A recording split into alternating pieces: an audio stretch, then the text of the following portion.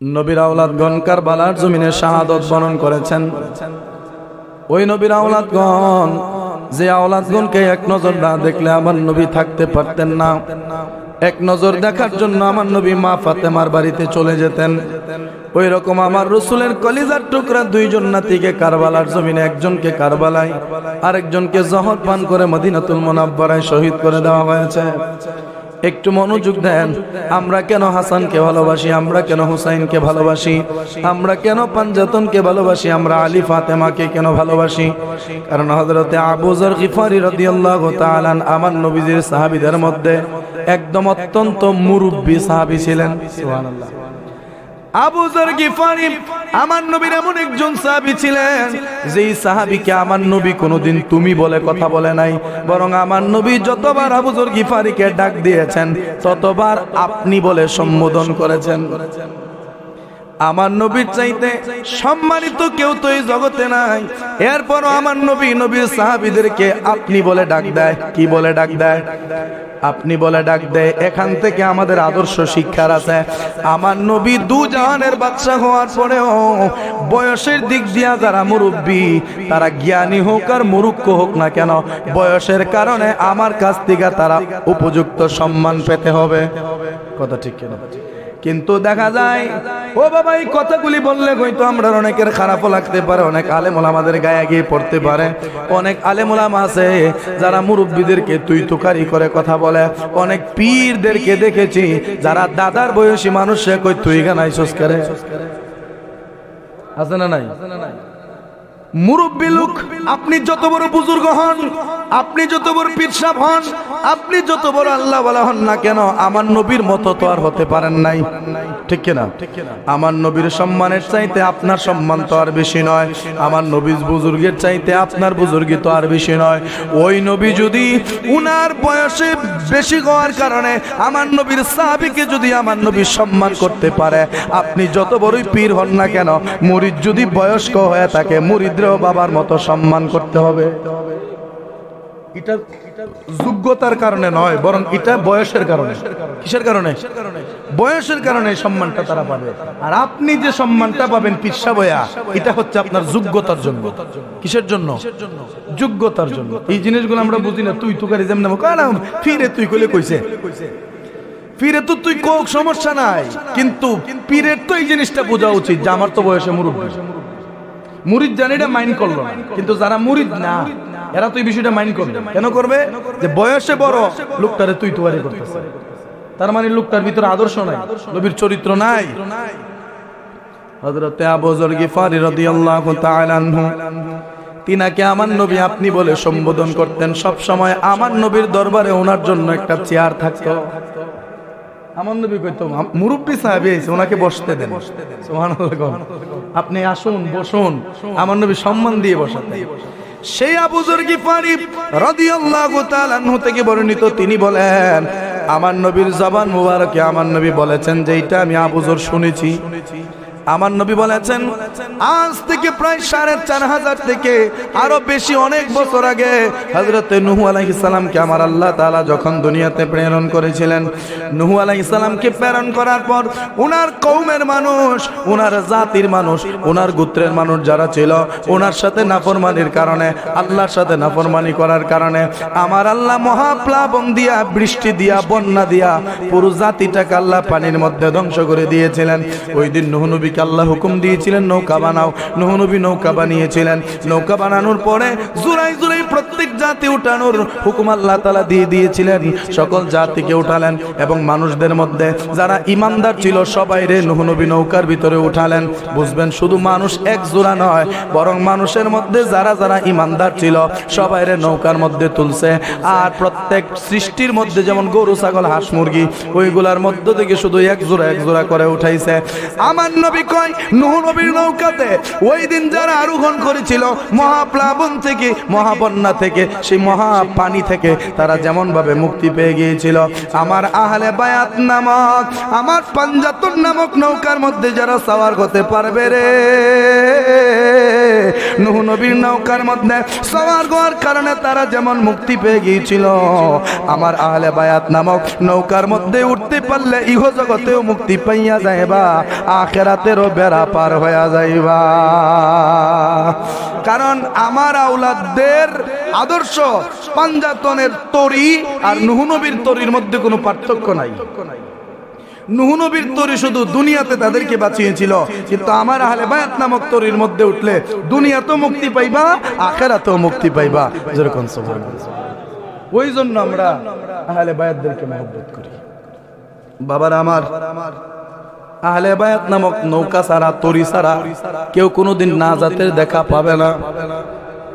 গত জুমায় কথাটা যেই জায়গায় রেখেছিলাম সেখান থেকে একটু শুরু করি। হযরত ইমাম হুসাইন ওনার সপরিবারে গিয়ে উপস্থিত হয়েছিলেন এমন একটা জায়গায়, যেই জায়গার মাটি থেকে রক্ত বের হয়, যেই জায়গায় গাছের ডাল থেকে রক্ত বের হয়, যেই জায়গায় তাবু গাড়লে তাবুর খুঁটার গোড়া থেকে রক্ত বের হয়। ইমাম হুসাইনের ঘোড়ার পা জমিনে ঢুকে যায়, মনে আছে তো ইনশাআল্লাহ? ওই জায়গায় ইমাম হুসাইন যাওয়ার পরে হযরত ইমাম হুসাইনের খবর যখন ইয়াজিদ বাগিনীরা পেয়ে গেল, ইবনে জিয়াদ যখন হুসাইন আসার খবর পেয়ে গেল, ইবনে জিয়াদ হুর বিন ইয়াজিদ নামে একজন লোককে পাঠিয়ে দিয়ে দেওয়া হলো। একজন লোককে পাঠানো হলো, তুমি সিপাহী নিয়ে যাও, হুসাইনকে গিয়ে বলো উনার জন্য দুইটা রাস্তা খোলা। একটা রাস্তা হলো উনি যদি চায় তাইলে ইয়াজিদের হাতে হাত রেখে বায়াত হতে পারবে, যদি না চায় তাইলে যেন যুদ্ধের জন্য প্রস্তুত হয়ে যায়। এই দুইটা কথা হুসাইনকে যাইয়া বইলা দাও। হুর বিন ইয়াজিদ রিয়াহি তিনি চলে আসলেন দলবল লইয়া, ইমাম হুসাইনের কাছে আসলেন। ইমাম হুসাইনের কাছে আসার পরে ইমাম হুসাইনকে বলতেছে, ওগো নবীর নাতি হুসাইন, ও নবীর নাতি হুসাইন, ইবনে জিয়াদের পক্ষ থেকে আমি এসেছি। ইবনে জিয়াদ ইয়াজিদের পক্ষ থেকে নির্দেশ দিয়েছে আপনি কি ইয়াজিদের হাতে হাত রেখে বায়াত গ্রহণ করবেন কিনা? যদি ইয়াজিদের হাতে হাত রেখে বায়াত গ্রহণ করতে ইচ্ছুক হন তাহলে আমার সাথে চলুন, আপনি ইয়াজিদের হাতে হাত রেখে বায়াত গ্রহণ করবেন। আর যদি কোনো কারণে ইয়াজিদের হাতে হাত রেখে বায়াত গ্রহণের ইচ্ছা না থাকে তাহলে ইবনে জিয়াদের হুকুম হলো আপনার সাথে যেন যুদ্ধ করে, আপনার খণ্ডিত মস্তক যেন তার দরবারে নিয়ে যায়। জোরে কোন নাউজুবিল্লাহ। ইমাম হুসাইন রাদিয়াল্লাহু তাআলা বললেন, ও হুর বিন ইয়াজিদ, তুমি একটা কাজ করো, তুমি এই জায়গায় একটু বসো, তোমার সাথে আমার কিছু কথা আছে। হুর বিন ইয়াজিদ বসলেন। বসার পরে ইমাম হুসাইন বলতেছে, শোনো কি বলবেন আপনি তাড়াতাড়ি বলেন, আমার কিন্তু সময় নাই, কারণ আমার সিপাহীরা আমার পাশে অপেক্ষা করতেছে, আপনি কি বলবেন বলেন। ইমাম হুসাইন তখন বলতে শুরু করে দিলেন, শোনো আমি এখানে যুদ্ধ করতেও আসি নাই, আমি এখানে যুদ্ধ করতে আসি নাই, আমি এসেছি কুফাবাসী আমাকে দাওয়াত করেছে, আমি মেহমান হয়ে এসেছি। কুফাবাসী যদি কোনো কারণে আমার বিরুদ্ধে গিয়ে থাকে সেটা তো আর আমি জানি না, যদি তারা আমার বিরুদ্ধে অবস্থান করে থাকে তাইলে তোমার কাছে আমি প্রস্তাব করছি, তোমার কাছে আমি প্রস্তাব করছি আমাকে একটা কাজ করো। কি কাজ? আমার তিনটা শর্ত তুমি পালন করো, তিনটা শর্ত পালন করতে পারলে আমি খুশি হয়ে যাব। ইমাম হুসাইন যখন বললেন তিনটা শর্ত পূরণ করা লাগবে, হুর বিন ইয়াজিদ বলে কি কি শর্ত আপনি বলেন। ইমাম হুসাইন বলতে শুরু করলেন, এক নাম্বার শর্ত হলো আমাকে যদি এই জায়গায় থাকতে না দাও তাহলে আমাকে মদিনায় ফেরত যাওয়ার সুযোগ করে দাও, আমি মদিনায় চলে যাব। দুই নাম্বার শর্ত হলো আমাকে যদি মদিনায় যেতে না দাও তাহলে এমন কোন দেশে আমাকে পাঠিয়ে দাও যেই দেশে কোনো মুসলমান নাই, আমি ওই দেশে যাব, আমার নবীর দ্বীনের তাবলীগ করে মানুষদেরকে কালেমার দাওয়াত দিয়ে মুসলমান বানাবো। এটাও যদি সম্ভব না হয়, তিন নাম্বার শর্ত হলো তোমরা একটা কাজ করো, আমাকে আমার সপরিবারে ইবনে জিয়াদের দরবারে না নিয়া আমাকে সরাসরি ইয়াজিদের দরবারে নিয়ে যাও। কেননা ইয়াজিদের দরবারে গেলে হয়তো আমরা দুইজন বসে যখন কথা বলা শুরু করে দেব, আমাদের দুইজনের কথার মাধ্যমে যে কোনো একটা ফাইসালা হবেই হবে, কারণ বসলেই দরবার মীমাংসা হয়। মামলা মোকদ্দমা দিয়েও দরবার মীমাংসা হয় না, যেটা গ্রামের সালিশ দেওয়া হয়। কথা ঠিক কিনা কোন? যদি কেউ সালিশ মানে তাহলে মামলা মোকদ্দমায় যাওয়া লাগে না, অযথা টাকা খরচ, পুলিশের পকেট ভরণ, জজের পকেট ভরণ, উকিলের পকেট ভরণ, ফেসকারের পকেট ভরণ, আরো জানে কিতা আছে টিটি না ফিটি না কিতা জানে ইতান্তের ফেট ভরণ। মামলা মানি হইল টেহা খেলা, টেহা আছে তো মামলা জিত আপনার, টেহা নাই তো সত্য পথে থাকলেও মামলার হার আপনার। ইমাম হুসাইন বললেন, আমাকে বসার সুযোগ করে দাও, আমি কথা বলি, বললে দেখা যাবে যে তার সাথে আমার একটা মিলঝিল হয়েও যেতে পারে। তো সে বলল, আমি তো এই বিষয়ে কিছু বলতে পারি না। তো ইমাম হুসাইন ওনার পুরো কাহিনীটা খুলে বললেন যে, শোনো, আমি ছিলাম মদিনায়, ইয়াজিদ আমার সাথে দ্বন্দ্ব করবে, এই জন্য আমি মদিনা ছেড়ে মক্কায় চলে আসছি। মক্কায় ভাবলাম যে হেরেম শরীফের ভিতরে আমি আমার বাকি জীবনটা ইবাদত করে কাটায় দিব, কিন্তু সেখানেও থাকতে পারলাম না। কুফাবাসী আমার এত মায়া করে দাওয়াত দিল, আমি দাওয়াতের জন্য পুরো পরিবার নিয়া আমি তাদের উৎকৃষ্ট দাওয়াত গ্রহণ করার জন্য আসলাম। কিন্তু আসার পথে রাস্তার মাঝখানে আমি শুনেছি আমার ভাই মুসলিম বিন আকিলকে তারা শহীদ করেছে, তার দুইটা সন্তান মোহাম্মদ এবং ইব্রাহিমকে তারা শহীদ করছে। এখন আমি এমন এক জায়গায় এসে পৌঁছে গেছি যেখান থেকে মানে ফেরত যাওয়াটা অনেক কষ্টের বিষয়, এবং এখানে আমি থাকাটাও আমার জন্য বিপজ্জনক। এখন আমি কি করতে পারি আপনি বলেন। হুর বিন ইয়াজিদ রিয়াহি যেই লোকটা, এই লোকটার ভিতরে হেদায়েতের নূর ছিল। সুবহানাল্লাহ ছিল ইয়াজিদের দলের, কিন্তু উনার ভিতরে হেদায়েতের নূর ছিল, বলতে আহলে বায়াতের প্রতি একটু হইলো মহব্বত ছিল। ইমাম হুসাইনের এই দুঃখের কাহিনী শোনার পরে ওনার মনের মধ্যে একটু আঘাত লাগলো। আসলেই তো আপনার উপরে তারা জুলুম করতেছে, নির্যাতন করতেছে, এখন আমার তো কিচ্ছু করার নাই, আমি তো এখানে এই সরকারের হুকুম তলবের জন্য আসছি, আমার তো কিছু করার নাই। ইমাম হুসাইন বললেন, তাইলে আমাদেরকে রাত্রের বেলা বা যে কোনো সময় আমাদেরকে মদিনায় যাওয়ার একটা সুযোগ করে দাও। তখন হুর বিন ইয়াজিদ বললেন, তাইলে একটা কাজ করেন, এখন তো দিনের বেলা, এখন তো আর আপনাকে পাঠানো সম্ভব হবে না, কারণ আমি যদি এখন আপনাকে বিদায় করে দেই, আমার সিপাহীরা গিয়া ইবনে জিয়াদের দরবারে বিচার দিব যে আমি আপনার সাথে মহব্বতের কারণে আপনারে ছাইরা দিছি, শত্রুকে আমি ছেড়ে দিয়েছি, তখন আমি পড়ব বিপদে। আপনি একটা কাজ করেন, কথা আমার সাথে লম্বা করতে থাকেন, কথা লম্বা করতে থাকেন, কথা লম্বা হতে থাকবে, ধীরে ধীরে রাত্র হবে। তখন তারা যখন আমাকে বলবে এখনো কি কথা শেষ হয় নাই, আমি বলবো না, এখনো কথা শেষ হয় না, আরো কিছুক্ষণ সময় লাগবে। তো এর ফাঁকে দিয়া আমি আপনাকে রাস্তা দেখিয়ে দেব, আপনি ওই রাস্তা ধরে মদিনায় চলে যাবেন। সুবহানাল্লাহ, আপনি ওই রাস্তা ধরে চলে যাবেন। দেখেন, ইয়াজিদের দলের ভিতরেও ইমাম হুসাইনের পক্ষের লোক ছিল, সেটা বের করছে ইমাম হুসাইন কারবালায় গিয়া। এই ঘটনা আসবে সামনে ইনশাআল্লাহ, মনোযোগ। ইমাম হুসাইনকে এই কথা বলার পরে ইমাম হুসাইন বললেন, তাইলে ঠিক আছে, আমাকে একটু যাওয়ার সুযোগ করে দিও। হুর বিন ইয়াজিদ রিয়াহি বললেন, এবার রাত্র হয়ে গেছে, আপনি আপনার সপরিবার নিয়ে মদিনার উদ্দেশ্যে রওনা হয়ে যান। রাস্তা দেখিয়ে দিলেন, তিনি সেই রাস্তা ধরে হাঁটা শুরু করে দিলেন। সারা রাত্র হাঁটতে ফজরের আজান যখন হয়েছে, তাকায়া দেখে যেই জায়গা থেকে যাত্রা শুরু করেছিল আবার সেই জায়গায় এসে থেমেছে। তো হুর বিন ইয়াজিদ আবার দৌড়ায় আসলো, আয়েশা দেখে যে উনি যেখানে ছিল সেখানেই দাঁড়িয়ে আছে। তখন হুর বিন ইয়াজিদ বললেন, আপনার তো এই কাজটা ঠিক হয় না। কি, আমি আপনাকে এত রিস্ক নিয়ে আপনাকে যাওয়ার একটা ব্যবস্থা করে দিলাম, আপনি না গিয়ে এখানে অপেক্ষা করতে লাগলেন। আপনার তো আসলে মানে আপনার ব্যাপারে যে আমি কি বলবো, আমি কতটা রিস্ক নিয়ে আপনাকে বিদায় দিয়েছি, আমি সম্পূর্ণ রিস্ক নিয়ে আপনাকে যাওয়ার ব্যবস্থা করে দিয়েছি, আপনি না গিয়ে আমার তো বিপদে ফেলাচ্ছেন। হুসাইন বলে, কি করব বলেন, সারা রাত্র হাঁটলাম, কোথায় হাঁটলাম জানি না, কিন্তু সকালবেলা দেখি যেখান থেকে হাঁটা শুরু করেছি এখানে। হুর বিন ইয়াজিদ কই, তাহলে একটা কাজ করেন, আজকেও আপনাকে আমি যাওয়ার সুযোগ করে দেব, আজকেও আপনি সারাদিন আমার সাথে কথা বলবেন, মানে বৈশা পরামর্শ করবো, একটার পর একটা, যখন দিন পার হয়ে যাবে রাত্রের বেলা আমি আপনাকে বিদায় করে দেব। কোন রকম কুফার সীমানা পার হয়ে গেলেই আপনার জন্য আর কোনো বিপদ আসবে না, আপনি চলে যেতে পারবেন। ইমাম হুসাইন পরের রাত্রে আবার হাঁটা শুরু করলেন। সকালবেলা দেখে যেখান থেকে শুরু এখানেই এসে শেষ। তৃতীয় রাত্র আবার তিনি রওনা দিলেন মদিনার উদ্দেশ্যে। ঘুরে ফিরে দেখে যেখানে তিনি যাত্রা শুরু করেছিলেন এখানে এসেই যাত্রা শেষ হয়েছে। ইমাম হুসাইন তখন চিন্তা করতে লাগলেন, আসলে কি হলো। তখন উনার পাশ দিয়ে একজন লোক যাচ্ছে, বণিক বা মুসাফির মানুষ, ব্যবসা করতে যাচ্ছে। ওই লোকটারে ডাক দিয়ে জিজ্ঞাসা করলেন, ভাই আপনি কি এই এলাকা সম্পর্কে জানেন? কি জানবো, ওই এলাকার নাম কি? তখন তিনি বললেন, এটা কুফানগরী, ফুরাতের কিনার যে জায়গাটায় আপনি দাঁড়িয়ে আছেন এটা হচ্ছে কারবালা। সুবহানাল্লাহ, এটা হচ্ছে কারবালা। ইমাম হুসাইন তখন মানে লম্বা একটা নিঃশ্বাস ছেড়ে দিয়ে বললেন, আমি যতই যাওয়ার চেষ্টা করি না কেন আমাকে আল্লাহ যেতে দেবে না, কারণ আমার শেষ ঠিকানা হবে এই কারবালা। অতএব আমি তো অযথা 3 রাত্র চেষ্টা করছি। ইমাম হুসাইন তখন নিয়ত করলেন, পুরো পরিবারকে ডাক দিয়ে বললেন, একটা কাজ করো, আমাদের এখানেই থাকতে হবে, আর যাওয়ার সুযোগ নেই। উনি সেখানে তাবু গাড়লেন, সেখানে অবস্থান করতে লাগলেন। 7 মুহররম, কয় মুহররম? 7 মুহররমে ইয়াজিদের পক্ষ থেকে একজন লোক পাঠানো হলো, তার নামটা আমার স্মরণ নাই। তারে পাঠানো হলো, তুমি যাও গিয়ে হুসাইনকে বলো আবার পুনরায় ওই আগের কথাটাই যে বায়াত হলে হও, মুরিদ হলে ইয়াজিদের হাতে হও, তোমাদের জন্য অফুরন্ত নিয়ামতের নির্দেশনা দেওয়া হয়েছে। আর যদি বায়াত গ্রহণ না করো তাহলে ইয়াজিদের দরবারে নিয়ে যাওয়ার কথা বলছে, যেতে না চাইলে যুদ্ধ করার হুকুম আছে। নাউজুবিল্লাহ। ইমাম হুসাইন তখন বললেন, ওই তখন 3টা শর্ত তাকে বলে দিলেন যে 1 নাম্বার, আমাকে মদিনায় যাওয়ার সুযোগ করে দাও। আমি ইয়াজিদের সাথে দ্বন্দ্ব চাই না, রক্তপাত চাই না।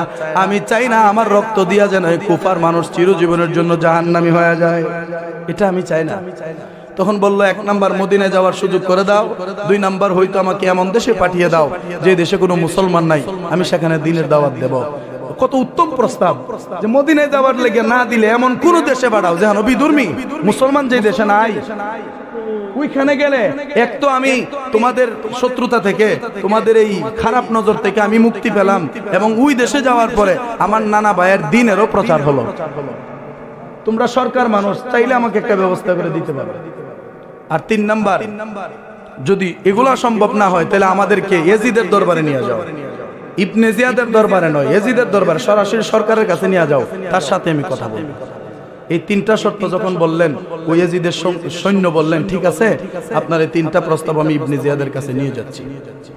ইবনে জিয়াদের কাছে পৌঁছে গেল, যায় কই ওগো সর্দার, ওগো সরকার, ইমাম হুসাইনকে আনার জন্য গিয়েছিলাম, কিন্তু হুসাইন আমাদেরকে 3টা শর্ত টুকিয়ে দিছে। কি কি শর্ত? 1 নাম্বার, যেন মদিনায় যাওয়ার সুযোগ দেই, নাইলে যেন এমন কোন দেশে পাঠাই যেখানে কোনো মুসলমান নাই। 3 নাম্বার, যেন আপনার দরবারে না আনে সরাসরি ইয়াজিদের দরবারে নিয়ে যায়। এখন আমরা কি করব? ইবনে জিয়াদ এই 3 শর্তের কথা শুনে তেলে বেগুনে জ্বলে উঠছে, ডাক দিয়া কয়, তোরে পাঠাইছিলাম ধরে আনার জন্য, তোরে তো বিচারক বানায়া পাঠাই নাই, তুই গিয়ে বিচার করতে? তোরে কি পাঠাইছি যে তুই গিয়ে সালিশের ব্যবস্থা করতে, আফুস করতে? তোরে পাঠাইছি হয়তো বায়াত হবে না, যুদ্ধ করবি। নাউজুবিল্লাহ। ইবনে জিয়াদ তখন ইয়াজিদ তো তার ফুল পাওয়ার দিয়ে দিয়েছে। কি পাওয়ার? ফুল পাওয়ার, যা খুশি করো, হুসাইন থেকে বায়াত নেও, নাইলে তুমি হুসাইনকে কতল করো, 2টার থেকে একটা, যা করা লাগে করো। ইবনে জিয়াদ ওই 7 মুহররম 4000 সৈন্য পাঠালেন, 4000 সিপাহী দিয়া ফুরাত নদী ঘেরাও করলেন। এর মধ্যে 2000 ফুরাত নদীর উপরে পারে আর 2000 পানির সাথে লাগায়া, মানে 2000 নিচে অস্ত্র হাতে নিয়ে দাঁড়িয়ে আছে, আর 2000 ঘোড়া বা উটের উপরে সাওয়ার হইয়া ফুরাতের পারে দাঁড়িয়ে আছে। ইমাম হুসাইন 7 মুহররম, ইমাম হুসাইন রাদিয়াল্লাহু তাআলা পানির জন্য ফুরাতে গেলেন। ইয়াজিদ বাহিনী বলে, হয়তো বায়াত হও, পানি নাও, নতুবা বায়াত না হলে যুদ্ধের জন্য প্রস্তুত হও। ইমাম হুসাইন তখন জবাব দিলেন, আমি তো এখানে যুদ্ধ করার জন্য আসি নাই, আমি এখানে ঝগড়া করার জন্য আসি নাই, এখানে রক্তপাতের কোনো উদ্দেশ্য আমার নাই, আমি এসেছি দাওয়াতের জন্য, দাওয়াত কবুল করাটা নবীজির সুন্নত। আমি আসতাম না, কোনোভাবে আসতাম না, কিন্তু নবীজির সুন্নত পালন করতে গিয়ে আমাকে আসতে হয়েছে দিন হেফাজতের জন্য। আমাদেরকে পানির ব্যবস্থা করে দাও। বায়াত হও, পানি যত খুশি নিয়ে যাও, বায়াত হবা না, পানি তোমাদের জন্য বন্ধ, ইয়াজিদের নির্দেশ। ইমাম হুসাইন সেখান থেকে ফিরে আসলেন। আসার পরে ধীরে ধীরে ধীরে ধীরে যখন 9 মুহররম চলে আসলো, মানে শুক্রবারের আগের দিন 9 মুহররম যখন চলে আসলো, 9 মুহররম আসার পরে ওনার কাছে ইয়াজিদ বাহিনীর সৈন্যরা এসে ওনার তাঁবুর চতুর্দিক দিয়া ঘুরে আর কয়, মানে এমন ভাবে তারা আচার আচরণ করতেছে যে আচার আচরণে বোঝা যাচ্ছে যে আজকেই যুদ্ধ হবে, আজকেই কি হবে, যুদ্ধ হবে। তারা এসে মানে উঠতে ফিরা লাগছে, যেমন আছে না গায়ে ফিরা যুদ্ধ করে, অনেকে আছে গায়ে ফিরা কাজ্জা করে, একজন কাজ্জাতে বাজবার লেগে পিছিয়ে যায়, গায়ে উল্টায় আর উঠে পড়ে ফিরা কাজ্জাটা লাগা। তো ইমাম হুসাইন পিছিয়ে পিছিয়ে থাকতেছেন। কেন থাকতেছেন? আমি চাই না এখানে রক্তপাত হোক, কিন্তু ইয়ারা ইমাম হুসাইনের উপরে পড়ার চেষ্টা করতেছে। হুসাইন যখন বুঝতে পারলেন যে একমাত্র মুক্তির পথ হচ্ছে তাদের সাথে যুদ্ধ করা, সুবহানাল্লাহ, তখন ইমাম হুসাইন বললেন, ঠিক আছে, আমরা তোমাদের সাথে অনেক কথা তো তোমাদেরকে বললাম। ইমাম হুসাইন কিন্তু ইয়াজিদ বাহিনীর হেদায়েত করতে কম করে নাই। মানে হেদায়েতের যত ধরনের ওয়াজ আছে হুসাইন তাদেরকে বলছে, তাদের কাছে ওয়াজ করছে।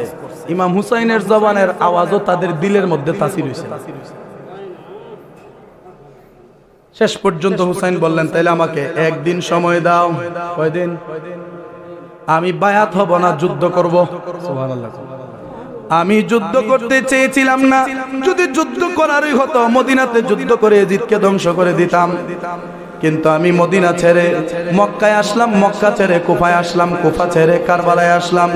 এত জায়গা পরিবর্তন করার পেছনে আমি হুসাইনের একটাই মাত্র উদ্দেশ্য, যেন যুদ্ধ করতে না হয়। জোরে কোন সুবহানাল্লাহ। একটু দরুদ শরীফ পড়েন। আল্লাহুম্মা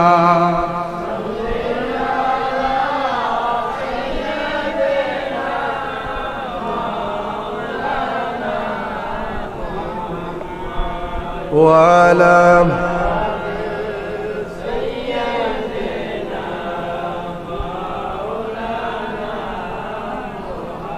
আল্লাহুম্মা সাল্লি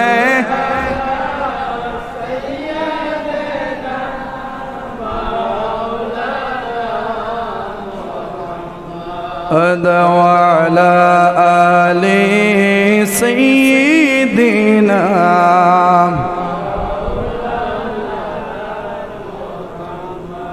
আমার মুসল্লি বাবার একটু মনোযোগ। হযরত ইমাম হুসাইন বললেন, তোমাদেরকে অনেকভাবে আমি যুদ্ধ থেকে বিরত রাখার জন্য চেষ্টা করলাম, কিন্তু তোমরা কেউ আমার কথায় পাত্তা দিলা না। শেষ পর্যন্ত আমি হুসাইনরে বাধ্য করলাম যুদ্ধ করার জন্য। ঠিক আছে, আমি যুদ্ধ করব, তবে আমাকে একদিনের সময় দেওয়া লাগবে। ইয়াজিদ বাহিনী বলল, ঠিক আছে, একদিনের সময় দেওয়া হলো। তুমি তোমার প্রস্তুতি নিয়ে আমাদের সাথে যুদ্ধের ময়দানে মোকাবেলা করো। বাহুর শক্তি দিয়া প্রমাণ হবে কে সত্য আর কে মিথ্যা, কার বাহুতে কতটুকু শক্তি আছে সেটা প্রমাণ হবে। যুদ্ধের জন্য প্রস্তুত হও। ইমাম হুসাইন রাদিয়াল্লাহু তাআলা ইয়াজিদ বাহিনীদের সাথে যুদ্ধের কথা বলে তিনি তাবুর কাছে আসলেন। আস্তে আস্তে সন্ধ্যা হয়ে গেল, মানে 9 মুহররমের রাত্রটা হয়ে গেল। 10 মুহররম, কয় মুহররম? 10 মুহররমের রাত্র হয়ে গেল। তখন রাত্রের বেলা হযরতে ইমাম হুসাইন ওনার কাফেলার মধ্যে যতগুলি লোক সংখ্যা ছিল সমস্ত লোকগুলিকে ডেকে একত্র করলেন। একত্র করে বলতেছে, ও আমার সঙ্গীরা শোনো, তোমাদেরকে আমি তো যুদ্ধ করার জন্য আনি নাই, আমি তোমাদের সবাইকে এনেছিলাম আমার সাথে মেহমানদারিতে শরীক হওয়ার জন্য। আমি হুসাইন যদি যুদ্ধ করার ইচ্ছা থাকতো তোমাদেরকে সঙ্গে নিয়ে আসতাম না। আমি তোমাদেরকে নিয়ে এসেছি কারণ আমাকে দাওয়াত করেছে, এই জন্য আমার পরিবারের কোনো সদস্য আমি বাদ রাখি নাই, সবাইকে নিয়ে আসছি যেন সবাইকে নিয়ে আমি মেহমানদারি করতে পারি। যেমন পীর সাহেব হুজুরের সাথে 10 জন 20 জন আসে, সেইটা আমরা আগে ভাগে আন্দাজ করতে পারি। এমনকি আমরা বলে দেই, হুজুর আপনি আসবেন, একা আসবেন না, আপনার সাথে যদি সম্ভব হয় 15-20 জন লোক নিয়ে আসবেন। এটা আমরা যারা দাওয়াত দেই তারাই কিন্তু অনেক সময় বলে দেই। ইমাম হুসাইন সেই ব্যবস্থা করে ওনার সঙ্গে সাথে সকলকে নিয়ে আসলেন। ইমাম হুসাইন 9 মুহররম দিবাগত রাতে ওনার কাফেলার সমস্ত লোকদেরকে ডাক দিয়া কয়, শোনো, আমি তোমাদেরকে যুদ্ধের জন্য আনি নাই, দাওয়াতের জন্য এনেছিলাম, কিন্তু পরিস্থিতি এমন জায়গায় গিয়ে পৌঁছেছে আগামীকাল সকালবেলা থেকে ইয়াজিদ পন্থীদের সাথে আমার জিহাদ শুরু হবে, যুদ্ধ শুরু হবে। ওগো আমার সঙ্গীরা, আমি চাই না তোমরা নিষ্পাপ হইয়াও আমি হুসাইনের সাথে থাইকা জীবনটা দিয়া দাও। আমি চাই না তোমাদেরকে দাওয়াত দিয়াই না যেন বিপদে পালাই। এই জন্য তোমাদেরকে অনুরোধ করছি, তোমরা একটা কাজ করো, আজকের রাত্র থাকতে থাকতে তোমরা মদিনার দিকে রওনা হয়ে যাও। আগামীকাল সকালবেলা তারা যখন তোমাদেরকে পাবে না, আমি হুসাইনের সাথেই তো তাদের শত্রুতা, অতএব তারা আমাকে যখন শহীদ করে আমার কল্লা যখন ইয়াজিদের দরবারে নিয়ে যাবে, দরবার মীমাংসা হয়ে যাবে। অতএব তোমাদের এখানে অযথা জীবন দেওয়ার কোনো দরকার নাই, তোমরা সবাই কি করো, মদিনায় রওনা হয়ে যাও। ইমাম হুসাইনের কাফেলা থেকে আওয়াজ আসলো, ওগো ইমাম হুসাইন, আজকে যদি আমরা আপনাকে ছেড়ে মদিনার উদ্দেশ্যে রওনা হয়ে যায়, তাহলে মদিনাওয়ালার কাছে আমাদের কোনো জায়গা থাকবে না। হাসরের দিন আমার নবীর দরবারে আমরা মুখ দেখাতে পারবো না। আমার নবী হাসরের দিন বলবে, আমার হুসাইন রে, তোরা কারবালায় একা পালায়া নিজের জান বাঁচাইয়া কারবালা থেকে পলায়া চলে এসেছিলে, আজকে আমি নবীর কাছে তোদের জন্য কোনো জায়গা নাই, এই জন্য পারবো না, আপনাকে রেখে চলে যেতে আসছিলাম আপনার সাথে দাওয়াত খেতে, এখন যদি জীবনও দিতে হয় আমরা প্রস্তুত আছি। ইমাম হুসাইন বললেন তাহলে ঠিক আছে, সবাই যার যার যতটুকু সামর্থ্য আছে এগুলা নিয়ে প্রস্তুত হোক। সবাই প্রস্তুত হলেন। সকালবেলা ইমাম হুসাইন রাদিয়াল্লাহু তাআলা আনহু দেখলেন ফজরের নামাজের আজান হতে না হতেই এজিদ বাহিনী আইসা তাবর এমাদা বুলহি মারে, এমাদা শীষ মারে, এই দিকটা শীষ মারে, মানে ইমাম হুসাইনকে উত্তেজিত করার জন্য তারা চেষ্টা করতেছে। নাউজুবিল্লাহ। কিন্তু হুসাইন তো কেমন ধৈর্যশীল, কতটা ধৈর্য ওনার ছিল, এই বিষয়ে আমি অনেক আলোচনা করছি।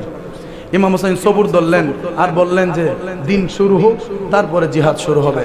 ইমাম হুসাইন যখন ফজরের নামাজ আদায় করলেন, ফজরের নামাজ আদায় করে যখন ধীরে ধীরে ফোকাস হতে শুরু করলো, শেষবারের মতো ইমাম হুসাইন কাউরে না জানায়া, পরিবারের কেউরে না জানায়া উনি চলে গেলেন কারবালায়।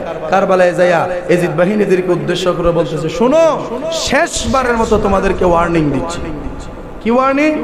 এখনো সময় আছে। একদিকে জাহান্নামের পথে তোমাদেরকে ডাকছে, অপর দিকে জান্নাতের পথে আমি হুসাইন তোমাদেরকে ডাকছি। সুবহানাল্লাহ। একদিকে ইয়াজিদ তোমাদেরকে জাহান্নামের দিকে ডাকছে, অপর দিকে আমি হুসাইন তোমাদেরকে জান্নাতের দিকে ডাকছি। এবার তোমাদের মধ্যে যদি বিবেক সম্পন্নবান কেউ থেকে থাকো তাহলে চলে আসো দ্বীনের পথে, জান্নাতের পথে চলে আসো। এবং বললেন, শোনো, আমি তোমাদেরকে যতটুকু সম্ভব নসিহত করেছি, আমার নসিহত তোমরা কানে নাও নাই, অতএব হাসরের দিনের জন্য আমি হুসাইন তোমাদের কাছে ধরা নয়। সুবহানাল্লাহ। তোমরা বলছিলা আমি যদি না আসি তাহলে কোনো কারণে যদি তোমরা জাহান্নামী হও, দুষ্ট আমি হুসাইনের, এটা তো সিডিতে তোমরা লিখছিলা, তোমরা তো কুফার মানুষ। কিন্তু আজকে তোমরা আমার সাথে যে ব্যবহার করতেছো, আমি হুসাইন ফাইনালি তোমাদেরকে বলতেছি যে তোমরা যদি এখনো সময় আছে ফেরত আসলে আসতে পারো, যদি না আসো যারা ইয়াজিদের পক্ষ থেকে মারা যাইবা তোমাদের কাহারও জন্য আমি হুসাইন সুপারিশ করব না। আর তোমাদের কাহারও সুপারিশ, কাহারও মন্তব্য, কাহারও বিদ্রুপ আল্লাহর দরবারেও কবুল হবে না। শেষ সুযোগ দিচ্ছি। 3 দিনের পানির পিপাসার্থ, খাবারও শেষ। ইমাম হুসাইন শেষবারের মতো অনুরোধ কইরা উনি যখন চলে আসতে লাগলেন, চলে আসবেন, ঠিক ওই মুহূর্তে তাকায়া দেখে 22,000 এজিদ বাহিনীর মাঝখানে একজন লোক এইরকম ভাবে নড়াচড়া করতেছে, মানে ইতস্তত অস্থির ভাব ওনার ভিতরে শুরু হয়ে গেছে। তখন ইয়াজিদের সেনাপতিরা কইলে, হুর বিন ইয়াজিদ লিয়াহি, তুমি এইরকম করতেছো কেন? আমি এরকম করতেছি কারণ আমি দুটানায় পড়ে গেছি। সুবহানাল্লাহ। এই হুর বিন ইয়াজিদ কেডা? ওই যে ইমাম হুসাইন কুফাতে আসার পরে প্রথম যে ইবনে জিয়াদের পক্ষ থেকে এসে দেখা করছিল, 3 রাজ্যে ওনারে যাইবার একটা সুযোগ করে দিছিল, ওই হুর বিন ইয়াজিদ। সে বলতেছে আমি ইতস্ততায় পড়ে গেছি, আমি বিপদের মধ্যে পড়ে গেছি। একদিকে আমাকে জান্নাতের দিকে হুসাইন ডাকছে, অপর দিকে জাহান্নামের পথে আমাকে ইয়াজিদ ডাকছে, এখন আমি যাব কোথায়? এই জন্য আমি ইতস্তত করতেছি। শেষ পর্যন্ত ওনার ঈমানের পাওয়ারে উনি ইয়াজিদের পক্ষ ছেড়ে দিয়ে ঘোড়া নিয়ে দৌড় মেরে হুসাইনের দোলায় যোগ দিলেন। ইমাম হুসাইন বলে, আর কি কেউ আছো? আর কারো কোনো সাড়া নাই। ইমাম হুসাইন বললেন, আমি আজকে এই ঘোষণা দেওয়ার পিছনে অর্থ ছিল কারণ আমি দেখতে পাচ্ছি তোমরা জাহান্নামীদের কাতারে একজন জান্নাতি লোক রয়েছে। সুবহানাল্লাহ। আমি হুসাইন দেখতে পাচ্ছি তোমাদের সকল জাহান্নামীদের মাঝখানে একজন জান্নাতি লোক দেখা যায়, তাকে আলাদা করার জন্য মূলত আমি এখন এসেছি। সে আলাদা হয়ে আমার দলে চলে আসছে, অতএব আর তোমাদের মধ্যে কেউ জান্নাতি নাই, সব কটা জাহান্নামী, যুদ্ধের জন্য প্রস্তুত হয়ে যাও। ইমাম হুসাইনকে হুর বিন ইয়াজিদ বলেন, হুজুর আপনাকে যুদ্ধ করা লাগবে না, আপনি চলে যান, ইয়াজিদের সকল কলা কৌশল আমার জানা আছে। সুবহানাল্লাহ।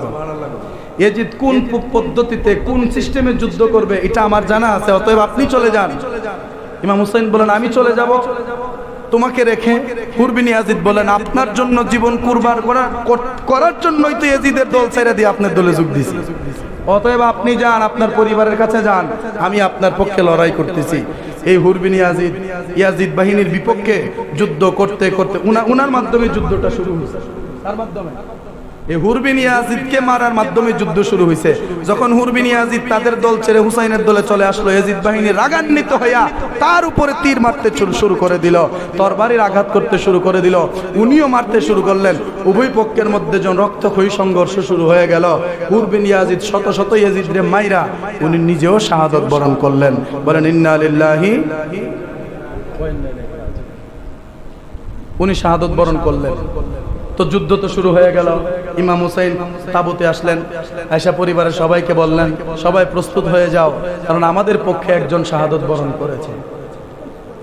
তখন ইমাম মুসলিম বিন আকিল কে জানেন তো? যিনি কুফাতে প্রথম এসেছিলেন, সেই মুসলিম বিন আকিলের ভাই আব্দুল্লাহ বিন আকিল, সুবহানাল্লাহ। সেই মুসলিম বিন আকিলের ভাই মানে ইমাম হুসাইনের আর এক চাচাতো ভাই, উনি আয়েশা বলতেছে, হুসাইন, যেহেতু হুর বিন ইয়াজিদের মাধ্যমে রক্তক্ষয়ী সংঘর্ষ শুরু হয়েছে, এবার আমি যেতে চাই, তুমি অনুমতি দাও। ইমাম হুসাইন বলেন, আপনি তো একটু বয়সে মুরব্বী, আপনি কেন যাবেন? কয় না, আমি আগে যাই, কারণ আমার তো ধৈর্য এতক্ষণ দিবে না। সুবহানাল্লাহ। ইমাম হুসাইন অনুমতি দিলেন, তিনি কারবালায় গেলেন, ইয়েজিদ বাহিনীর সাথে লড়াই করে তিনিও শাহাদত বরণ করলেন। এরপরে আসলেন হযরত ইমাম হাসানের একজন সন্তান, নাম হচ্ছে হযরত আব্দুল্লাহ বিন হাসান। সুবহানাল্লাহ। ইমাম হাসানের দুইজন ছেলে সন্তান ছিল, একজন ছিল হযরত ইমাম আব্দুল্লাহ বিন হাসান, আর একজন ছিল হযরতে কাসেম বিন হাসান। একজনের নাম ছিল আব্দুল্লাহ, আর একজনের নাম ছিল ইমাম কাসেম। যেরকম সুবহানাল্লাহ। তো আব্দুল্লাহ বিন হাসান আসলো, আয়েশা বলতেছে, চাচা যান, আপনি আমাকে অনুমতি দেন, আমি যাব কারবালায়। ইমাম হুসাইন তখন আব্দুল্লাহ বিন হাসানকে ডাক দিয়া কই, তুমি আমার ভাইয়ের আদরের সন্তান, তুমি যদি কারবালায় গিয়া শহীদ হইয়া যাও, তাহলে তোমার নিষ্পাপ জীবন বিসর্জনের কারণে আমি আমার ভাই হাসানের দরবারে জবাব দিতে পারবো না। কারণ ওরে আমার ভাতিজা বল, তোমাদেরকে আমি তীরের আঘাত খাওয়ার জন্য আনছিলাম না রে, তোমাদেরকে আমি এনেছিলাম দাওয়াত খাওয়ানোর জন্য, তোমাদেরকে এনেছিলাম মেহমানদারিতে শরীক হওয়ার জন্য, কিন্তু ভাগ্যের কি নির্মম পরিহাস, তোমাদের গলা দিয়া তোমাদের শরীরে খাবারের শক্তি না গিয়া তোমাদের গায়ের মধ্যে তীরের আঘাত লাগতেছে, তোমাদের গায়ের মধ্যে তরবারের আঘাত লাগতেছে। আমি তোমাদেরকে খাবার না খাওয়ায়া তীরের আঘাত খাওয়াচ্ছি, আমি তো আমার ভাই হাসানের দরবারে জবাব দিতে পারবো না, আমি তোমাকে অনুমতি দিতে পারবো না। তখন আব্দুল্লাহ বিন হাসান ডাক দিয়া কয়, চাচা যান, আপনি যদি অনুমতি না দেন, তাহলে কিন্তু আমি কাল কিয়ামতের ময়দানে আমার আব্বা জানের দরবারে আপনার বিরুদ্ধে বিচার দেব। যা আমি শহীদ দিতাম চাইতাম, কিন্তু আমার চাচা আমারে দিছে না। সুবহানাল্লাহ। মানে এক ধরনের আবেগ প্রবণ হইয়া ওনারা ইমাম হুসাইনের কাছে আবদার শুরু করে দিল। ইমাম হুসাইনও কি করবেন, চক্ষু বন্ধ করে অনুমতি দিয়ে দিলেন, যাও, তুমিও যাও, শহীদ হয়ে যাও এবং জান্নাতের সর্দার হয়ে যাও। যেরকম সুবহানাল্লাহ। আব্দুল্লাহ বিন হাসান শহীদ হয়ে গেলেন। এরপরে আসলেন হযরত ইমাম হুসাইনের আরেক ভাতিজা, যিনার নাম ইমাম কাসেম। নাম কি? ইমাম কাসেম আসলো। আয়েশা বলতেছে, চাচা যান, আমার ভাই তো শহীদ হলো, এবার আপনি আমাকে একটু অনুমতি দেন, আমি যাব কারবালায়। ইমাম হুসাইন ইমাম কাসেম রে দেখাই কান্না শুরু করছে। সুবহানাল্লাহ। কানতেছে আর বলতেছে, ওরে ভাতিজা, তোমাকে আমি কিভাবে কারবালায় যেতে দেই, কারণ তোমার সাথে আমার মেয়ে সকিনার বিয়ার ওয়াদা ছিল। সুবহানাল্লাহ। তোমার সাথে আমার মেয়ে সকিনার বিয়ার একটা ওয়াদা ছিল, আমার ভাই হাসান ওয়াদা করায় গেছিলেন। তুমি যদি আজকে কারবালায় চইলা যাও, ওয়াদাও ভঙ্গ হয়ে যাবে, আমার ভাইও কষ্ট পাবে এবং আমার সকিনাও কষ্ট পাবে, কোনোভাবেই তো তোমাকে কারবালায় যেতে দেওয়া যায় না। ইমাম কাসেম বলে, চাচা যান, আজকে কারবালার ময়দানে যতই বিবাহের ওয়াদা থাকুক না কেন, আজকে বিবাহ জরুরি নয়, বরং আমার নানা ভাইয়ের দিন বাঁচানোটা জরুরি। ইমাম হুসাইনকে তাহলে তোমার সিদ্ধান্ত কি বলো? ইমাম কাসেম কয়, আমার সিদ্ধান্ত হলো আমি যুদ্ধে যাব। সুবহানাল্লাহ। ইমাম হুসাইন বললেন, না, তুমি আমার হুবু মেয়ের জামাই, তুমি আমার মেয়ের জামাই হবা, সম্ভাব্য মেয়ের জামাই। ওয়াদা ছিল আমার ভাই হাসানের, আমি ওয়াদা করেছিলাম, এখন এই ওয়াদা যদি সম্পূর্ণ না হয়, তাহলে তো আমার ভাই হাসানের কাছে আমি মুখ দেখাতে পারবো না, তোমার ওয়াদা অসম্পূর্ণ রয়ে থাকবে, এই জন্য আমি কি করব? ইমাম কাসেম ডাক দিয়া কয়, ও চাচা যান, বিচলিত হওয়ার কোনো দরকার নাই, আমার আব্বা জান ইন্তেকালের আগে আমি ইমাম কাসেম রে একটা তাবিজ দিয়ে গিয়েছি। কি দিয়ে গেছিলেন? একটা তাবিজ দিয়ে গিয়েছিলেন, আর আমাকে বলেছিলেন, কাসেম রে, যেই দিন কঠিন বিপদের সম্মুখীন হয়ে যাবি রে, ওই দিন তাবিজ খানা খুইলা ভিতরে যা লেখা দেখবি তা অনুযায়ী আমল করিস। ইমাম কাসেম কই চাচা যান, এর চাইতে বিপজ্জনক তো আর কোনো ঘটনা হতে পারে না, সময় হতে পারে না, তো আমাকে অনুমতি দেন, আমি তাবিজটা একটু খুলে দেখতে চাই। ইমাম কাসেম গলা থেকে তাবিজটা খুললেন, খুলে তাবিজের ভিতরে যে একটা কাগজ ছিল সেই কাগজটা বের করলেন, বের করে দেখে সেই কাগজের মধ্যে ইমাম হাসান লিখে দিয়েছে, এই আমার কাসেম, তুমি আমার আদরের সন্তান, সকিনার সাথে তোমার বিবাহ হওয়ার ওয়াদা আমি হাসান করছি, কিন্তু যদি এমন কোনো পরিস্থিতির সম্মুখীন হও, কারবালায় যদি হুসাইনের জন্য জীবন দেওয়ার সময় আসে, তুমি আমার ভাই হুসাইনের পক্ষে জীবন দিয়ে দিবা। মানে ইমাম হাসান আগেই জানতেন কারবালায় যে হুসাইন শহীদ হবে, এই জন্য আগে ভাগেই ওই তাবিজের ভিতরে লিখে দিয়েছেন, কাসেম বিবাহের দ্বার দাইরো না, বিবাহ প্রয়োজনে হাসরের দিন জান্নাতের ভিতরে হবে, আমার ভাই হুসাইনের পক্ষে আগে জীবন দিবা। এই তাবিজ যখন ইমাম হুসাইনকে দেখালেন, ইমাম হুসাইন তো চোখের পানি ছেড়ে দিয়ে কান্না শুরু করে দিলেন আর বললেন, আমার ভাই তো তোমাকে ওয়াকফ করে দিয়ে গেছে, সুবহানাল্লাহ। অতএব এখানে আমার অনুমতি না দেওয়ার কিছু নাই, যাও তুমি কারবালায় যাও। উনি কারবালায় যাবেন, ঠিক ওই মুহূর্তে শহরবানু আগায়া জৈনব আগায় আসলেন, আয়েশা বলতেছে, কাসেম তুমি যখন কারবালায় যাইবা একটা কাজ কইরো, একটু পানি নিয়ে আনা যায় দেখো। সুবহানাল্লাহ। কি নিয়ে আনা যায়? একটু পানি নিয়ে আনা যায় দেখো। ইমাম কাসেম বললেন, ঠিক আছে আমি কারবালায় যাচ্ছি, ভাবি যান যদি আমি পানির ব্যবস্থা করতে পারি আমি অবশ্যই যুদ্ধ স্থগিত রেখে আপনাদের জীবন বাঁচানোর জন্য পানি নিয়ে আসব। ইমাম কাসেম চলে গেলেন, গিয়ে তিনি বীর বিক্রমের মতো তিনি জিহাদ শুরু করে দিলেন, যুদ্ধ শুরু করে দিলেন, শত শত এজিদ বাহিনীকে তিনি শহীদ করলেন, হত্যা করলেন। এজিদ বাহিনীদেরকে শহীদ করে এখন কোন যদি 100 জনের মাঝখানে আমি যাই 100 জনকে মারার জন্য, 100 জনে যদি একসাথে আমার আঘাত করে, একটা আঘাত কি আমার শরীরে লাগতো না? মানে যত মানুষ মারবেন নিজে তত মায়ের খেতে হবে, যত মানুষকে মারবেন আপনাকেও খেতে হবে, আঘাত সহ্য করে করেই সামনে আঘাত হবে। ইমাম কাসেম তাদেরকে মারতে মারতে নিজেও আঘাতপ্রাপ্ত হতে হতে রক্ত ঝরতে ঝরতে দুর্বল হতে শুরু করলেন, দুর্বল হতে শুরু করে দিলেন।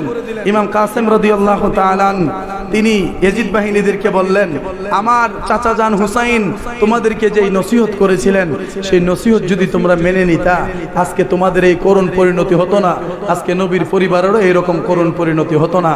আজকে এই করুণ পরিণতির জন্য তোমরা কুফাবাসী সম্পূর্ণরূপে দায়ী, তোমাদের জন্য হাসরের দিন আমার নবীজির দরবারে আমি কাসেম বিচার দায়ের করব যে দাওয়াত দিয়ে এনে আমাদের উপরে যে নির্যাতন তোমরা শুরু করে দিয়েছে। কারণ ইমাম কাসেমের বয়স তখন ছিল 19 বছর। কয় বছর? 19 বছর। তাহলে তোর তারা যুবক না? সুবহানাল্লাহ। তিনি দুর্বল হতে সময় লেগেছে, অনেক সময় লাগছে ওনারা দুর্বল করতে। উনি তাদেরকে অনেক কথা শুনিয়ে শেষ পর্যন্ত তিনি যখন শাহাদত বরণ করলেন, শাহাদত বরণ করার পরে ওনার যেই ঘোড়া, সুবহানাল্লাহ, উনি তো ঘোড়া থেকে পড়ে গেলেন, ওনার ঘোড়া মাথাটা ধুলার নিচে মানে বালির নিচে ঢুকাই দিছে, বালির নিচে ঢুকায় দিয়া ওনার লাশটারে এরকম ভাবে সামনের দিকে ঠেলতেছে, ঠেলে ঠেলে ঠেলে ঠেলে খেলতে খেলতে ওনার লাশ মোবারককে ঘোড়ার কাঁধের মধ্যে উঠাইছে। আরো জোরে কোন, কতটা হৃদয় বিদারক চিন্তা করছেন। একটা ঘোড়া ইমাম কাসেম রে কাঁধের মধ্যে তোলার জন্য মাথাটা বালির নিচে ঢুকাইয়া দেয়, বালির নিচে ঢুকাইয়া দিয়া ইমাম কাসেমের বডি মোবারক ঘোড়ার পিঠের উপরে তুলে খালি ঘোড়া ইমাম কাসেমের বডি মোবারক লইয়া তাবুর উদ্দেশ্যে রওনা হয়ে গেলেন। তাবুর দিকে যখন আসতেছে সকিনা বিবি, শহরবানু বিবি জয়নব, ওনারা তাবু থেকে বের হয়ে যখন দেখলেন যে ঘোড়া আসতেছে কিন্তু সাওয়ারি তো দেখা যায় না, সুবহানাল্লাহ, ঘোড়া আসতেছে কিন্তু সাওয়ারি তো বসা দেখা যায় না, সাওয়ারির কি হলো? তারা একটু আগায়া গেলেন, যায়া দেখে ইমাম কাসেম জীবিত নয়, ইমাম কাসেমের গায়ের মধ্যে শত শত তীর তরবারির আঘাত। ওরে কাসেমের লাশ ঘোড়ার পৃষ্ঠেতে লইয়া আপন স্বজনের মাঝে পৌঁছিল আসিয়া, আল্লাহ কাসেমের লাশ ঘোড়ার ইয়া আপন স্বজনের মাঝে পৌঁছি শিয়া, কাসেমের লাশ স্বজন যখনই দেখিল, আসমান ভাইয়া যেমন তাদের মাথাতে হাইরে তারে মাইরা আন্দার করলো মদিনার ভুবন। আল্লাহকে মারলো রে, আল্লাহকে মারলো রে, মায়ের যতনে রতন। কে কারিয়া নিল মায়ের কুলের জাদু ধন। আল্লাহকে মারলো রে, আল্লাহকে মারলো রে, মায়ের অনেকে কারিয়া নিল মায়ের কুলের জাদু ধন। আল্লাহকে মারলো রে, আল্লাহকে মারলো। তনকে কারিয়া নিল মায়ের কুলের জাদু ধন। আল্লাহ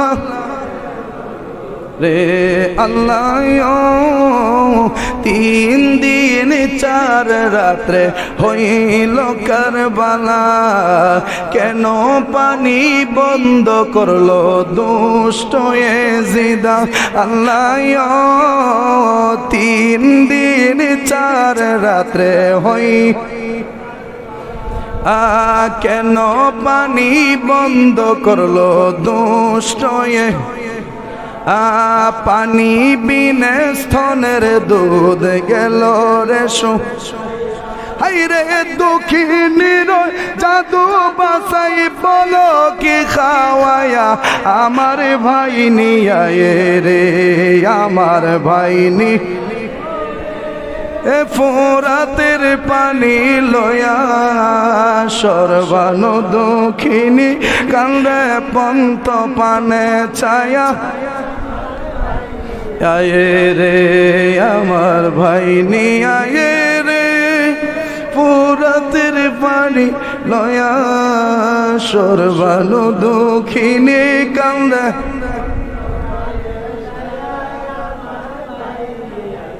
রে আল্লাহ মাও নাই রে বাপ নাই রে, ছিল জোরের ভাই সে যে একটু পানি আনত ফোরাত।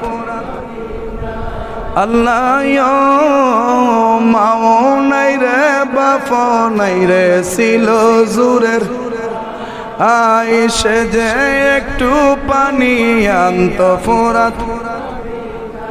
হাইরে বেলা গেল সন্ধ্যা হলো আইল না ফি। বেলা গেল সন্ধ্যা হলো হাইরে দুঃখিনীর জাদু বাসাই বলো কি খাওয়ায়া আমার ভাই নিয়া রে, আমার ভাই নি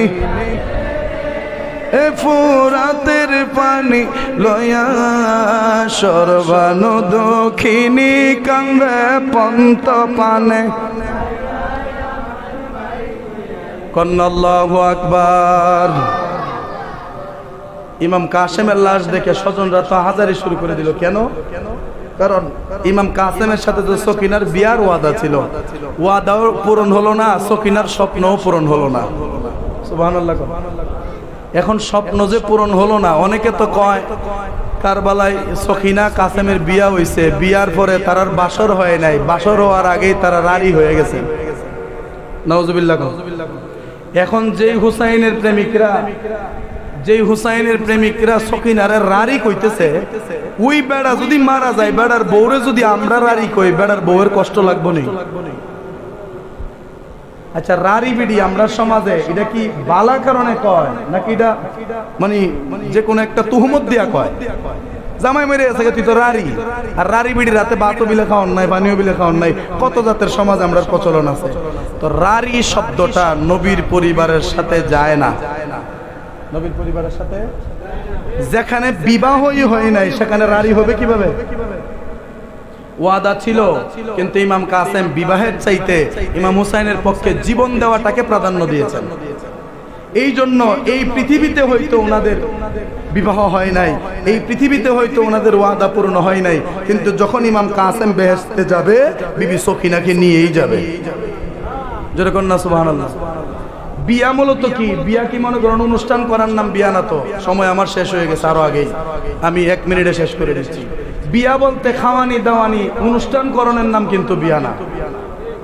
বিয়া হচ্ছে দুইটা মনের যে একটা সন্ধি, দুইটা মনের কি সন্ধি বলতে মিলন, দুইটা মনের যে একটা মিল, এটার নাম বিয়া। মনের মিল না থাকলেই তো সম্পর্কের মধ্যে ফাটল ধরে, কথা ঠিক কিনা? আর একটা চুক্তির উপরে বিয়া হয়। কিসের উপরে? চুক্তির উপরে। চুক্তিটা কি? মোহরানা। চুক্তিটা কি? মোহরানা ধার্য করে ইসলামী শরিয়া মোতাবেক তাকে গ্রহণ করা। এই চুক্তির উপরে আপনি সম্পর্কটা করছেন। এই চুক্তি যদি কোনো কারণে ভেঙে যায়, যত ভালোবাসার সম্পর্কই থাকুক, বিয়ার সম্পর্ক বাতিল। এই জন্য বাবা, আমরা যেন ভুল তথ্য না জানি। সখিনা কাসেমের বিবাহ কারবালায় হয় নাই, বরং বিবাহের ওয়াদা ছিল। সেই বিবাহ কারবালাতে হয় নাই ঠিকই, কিন্তু হয়তো আল্লাহ তাআলা গোটা হাসরের ময়দানের সমস্ত মানুষদেরকে উপস্থিত রেখে কাসেম আর সখিনার বিবাহ দিবেন। জুড়ে বলি সুবহানাল্লাহ। আল্লাহ তাআলা যেন আমাদের সবাইকে বোঝার তৌফিক দান করে। বাকি আলোচনা বেঁচে থাকলে, সুযোগ হলে আগামী জুমা থেকে হবে ইনশাআল্লাহ। আসসালামু আলাইকুম ওয়া রাহমাতুল্লাহি ওয়া বারাকাতুহু।